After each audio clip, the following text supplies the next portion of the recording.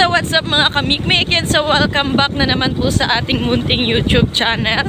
So ang oras po natin is 10:03 na po ng umaga, pero kung nakikita nyo po ang dilim po ng paligid kasi nga po umuulan. Hindi ko po alam kung may bagyo or what. So araw po tayo ng Miyerkules ngayon. So kung nakikita, no, syempre kasalukuyan po tayong bumabiyahe dahil pupunta po tayo ngayon ng Rumagayray, San Enrique. Yan, tapos iikot tayo papuntang Pasig. Yan. Saan tayo dadaan, Chong? Sa may dam? May enforcer guro sa Pungsyo. Ayan. Mukhang lumalakas nga yung, hindi na siya ambon. Talagang ulan na po siya.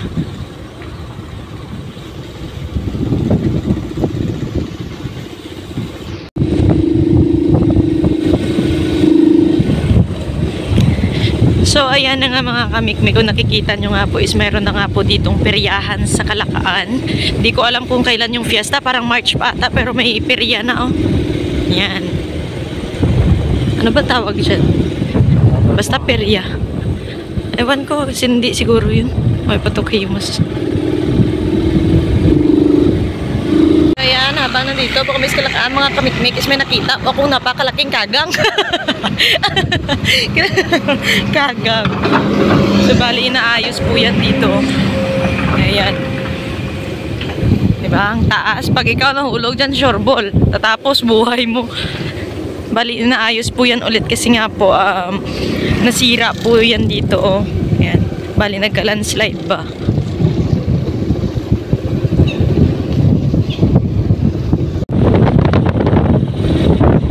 Nakikita nyo po siya mga kamikmik. Dito po ang init sa bayan po ng Dunyas, pero doon sa Romblon, mga barangay, ay Diyos ko po. Grabe yung ulan, walang tigil, pero dito nakikita nyo, di ba? Mainit na mainit, pwedeng igala. Kamikmik, syempre kung nakikita nyo, di ba? Common sense ba? Yung dinadaanan natin dito is simenteryo. Siyempre alam na alam to ng mga taong walang lisensya ba. Bali simenteryo po ito ng Pasig. Siyempre pag may nakita ka doong nanghuhuli ng enforcer, dito ka dumaan. Shortcut. Kita, mas madami din dumadaan dito kasi marami din yung walang lisensya. Kala nyo kami lang ha. Medyo mahirap lang yung daanan kasi nga rough road. Pero okay na to, at least hindi tayo mahuhuli.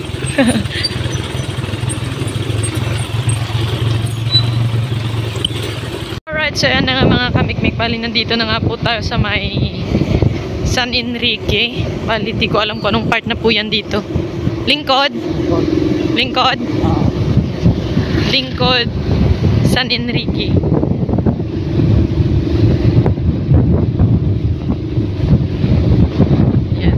So, di ba ako makikita nyo talaga dito po talaga maraming chiko. Ayan, oh. Kaliwat kanan chiko po dito.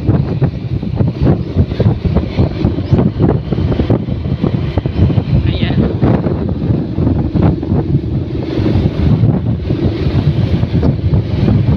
Saan tayo pupunta?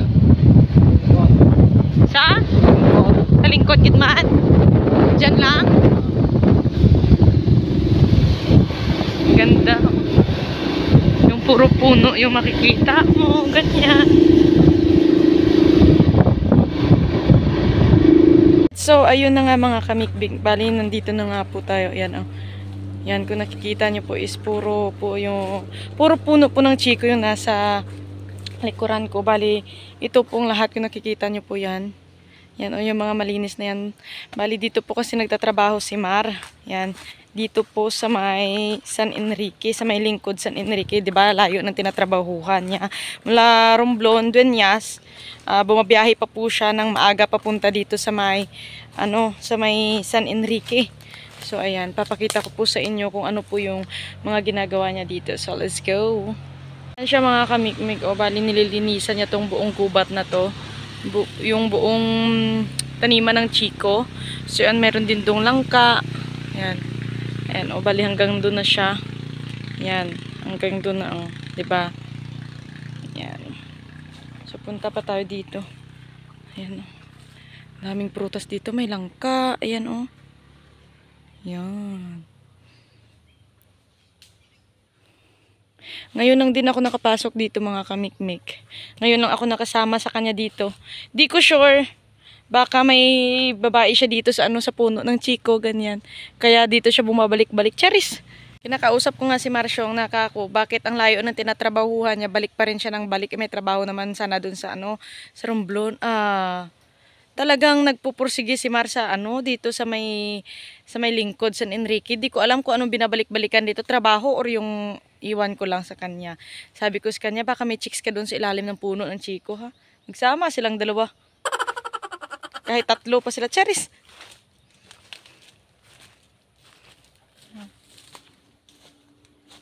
Mga ilang, may 1 hektar? 2 kag nga. Ay, shit. Sobra. Dalawang hektarya, tsaka kalahati, yung lilinisan mo. Aragoy. Babo. Bukid mo doon? Parte pergaglapan. Ito daw mga kamikmik is puno daw po ito ng batuan. Ayan, kung narinig nyo sa mga vlog ni Inday, kung napanood nyo ni Ka-Inday ba, ito yung sinasabi niyang wala siyang nakikitang batuan doon sa sa Batangas. Nilalagay po ito ginagawang pampaasim sa mga isda, sinigang, ganyan. Yan sa mga sinabawang isda pa. So kung maliit pa po siya, ito po ayan. Yan, ganyan po siya. Kaso nga lang hindi po natin siya makuha dahil mataas. Ayan, ayan na po yung puno. Ay, yung bunga niya yan, Yan. So ayun na nga mga kamikmik, bali kami nga po ay pauwi na at dito na lang po kami dadaan sa may Dingle. Yan kasi medyo malayo na po kapag babalik pa po kami ng Pasig. So dito po kami dadaan sa may hanging bridge. Kasi nga po kung napanood nyo po yung KMGS, Kapuso Mujisika Soho ba, hindi pa po naaayos yung tulay po ng Dingle na nagko-connect po mula doon sa bayan papunta po dito sa mga kabaranggayan. Yan to, tingnan nyo na lang po. Oops. Hindi ko makakapsay. Ay.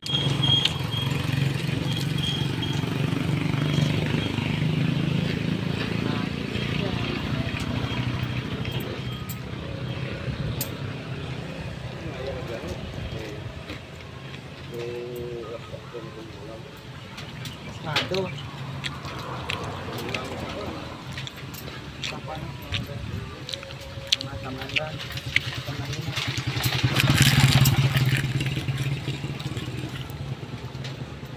Sawa mo. No?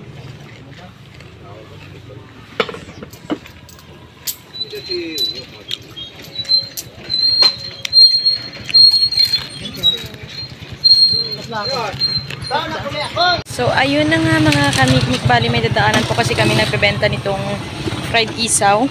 So bali bumili lang po kami. Yan. So may kasama na po siyang sausawan na suka. Bali tatambay po muna kami dito sa gilid para po makakain tong isaw. Yes. Bali ayan po yung kanilang tulay dito. Temporary lang naman po yan. Ayan, 'di ba nakakatakot. Tapos dam. Ayun Yan po yung dam ng Dingle. Ay, shit. Takot ako syong. Syong maagi.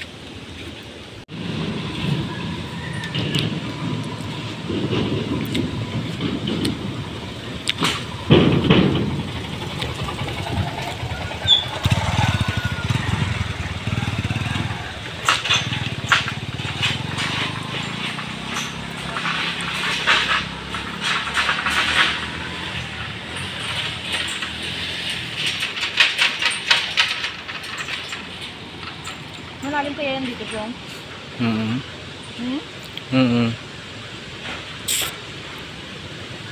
Mga mukha na ko rin talo mo na.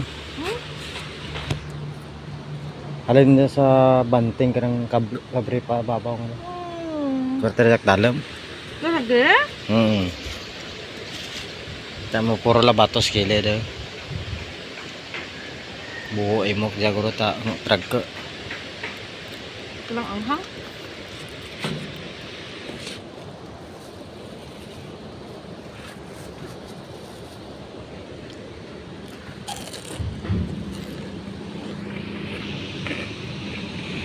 Kasi nga po mga kamikmik, yung tulay po is andun po yan sa pinabangko kababa. So nung nasira po, gumawa po sila nitong temporary na tawag ba dito? Hanging bridge? Ang bridge. Bali gumawa po sila ng temporary hanging bridge para po may madaanan lang po yung mga motorsiklo tsaka yung tricycle na galing po doon sa bayan po ng Dingle. Ayan. So kapag mga truck or sasakyan talaga hindi makakadaan dito siya. So yung mga ano ba? Yung iba mga kamikmik para po makapunta po dito sa Rumagayray is whether dito po dadaan ng Pasig papuntang San Enrique paikot or yung iba po is dito po dumadaan sa may ano tawag dyan? Anilaw? Yun. Dito po dumadaan sa Anilaw para po makatawid sila dahil kapag dito po sila dadaan talaga sa Dingle is hindi po sila makakatawid dahil nga po dinadaanan lang dito. So, ibig sabihin, motor lang po talaga tsaka yung tricycle yung makakadaan dito. Kasi sila lang naman po yung kasya dito sa hanging bridge. So, teka lang, masarap to, no? Walang pait. Agkang katren na diyan eh. Hmm? Tren. Lilis na yabla, di ba? Dinadaanan ng tren. Sa una. Pakita mo nga yung dam siya.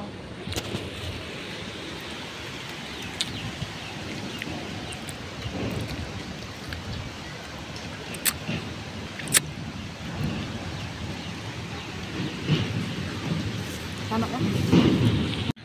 Simpleng ano, sabi ko naman sa inyo, huwag kayong mahiya ang yayain ako mag-date ba, lumabas, charis lang kasi kahit isaw, okay na ako, solve na ako dun.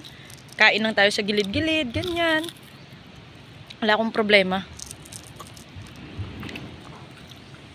Sarap. Crunchy.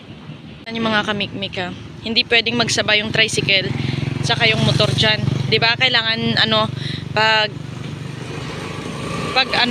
merong paparating dito, dapat mag-stop yung mga tricycle dito or yung motorsiklo para makadaan muna yung mga galing doon. Kasi hindi sila pwedeng magsabay dahil kasya lang talaga yan sa isang tricycle, no?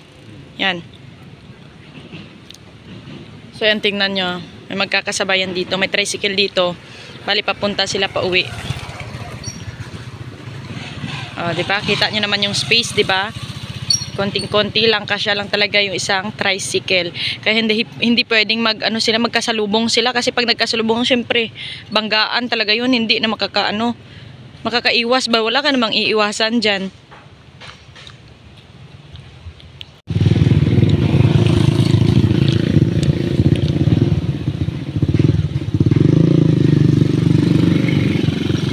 Parang may mapait ba akong nalasahan? Iti, siguro yun.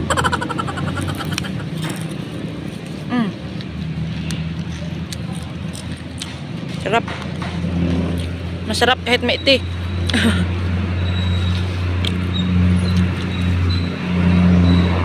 Last one. Sausaw.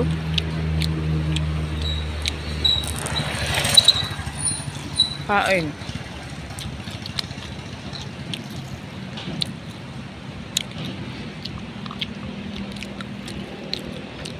Pakilagay suka siya. Busan ng suka.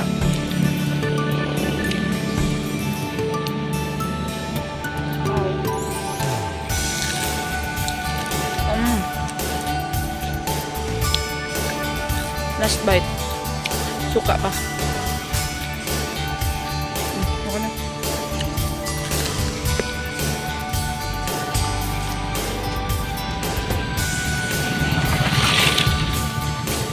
Baliw. Tawid na po tayo dun sa kabilang mundo ba. Bilis yung stand mo.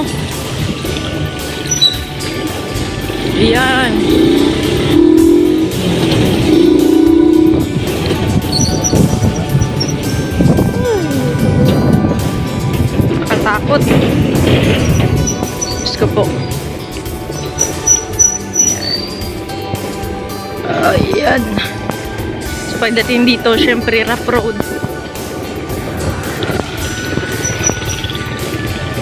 Diba? Pag maliit yung goma ng motor mo, syempre, pagkarating dun sa simentadong lugar na, wala na yung gulong mo.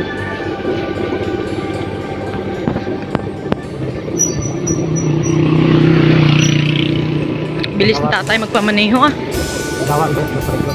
Ha? Din? Sap? Mga kamikmik, bali habang bumabiyahe nga po kami ni Marsyong is nag-uusap po kami tungkol po dun sa may dam po ng Dingle.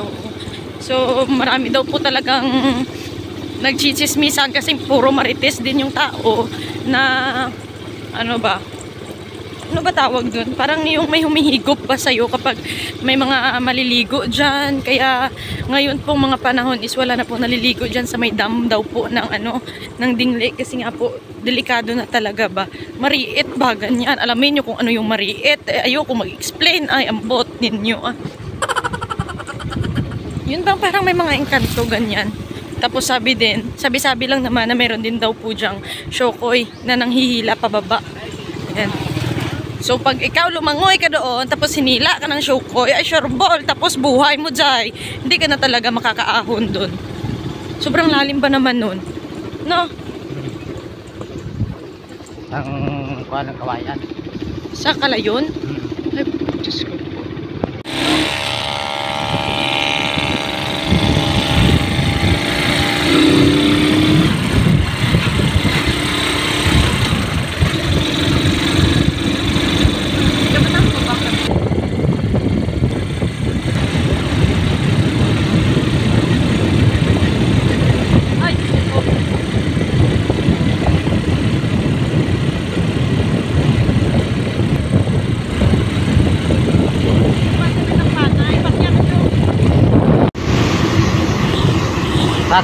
Yeah. Welcome to the municipality of Dueñas. Diba? Grabe yung ikot namin. Mula sa Pasay hanggang San Enrique, ikot ng Dingle. O, nakauwi na kami ng Dueñas.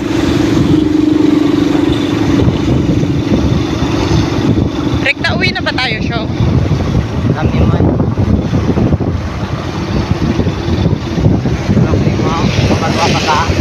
Alright, so ayun na nga mga kamikmik. Bali, nakauwi na nga po ako ng Romblon. Yan. So hello po dyan kay Kapanalig, kay Kautol, di ba? Dyan silang lahat. Yan. So hanggang dito na lang po itong ating video at maraming salamat po sa pagsama sa akin hanggang sa dulo nito. At maraming salamat po sa lahat ng patuloy na sumusuporta at nanonood po ng ating video yan. I love you all. God bless you all. Bye.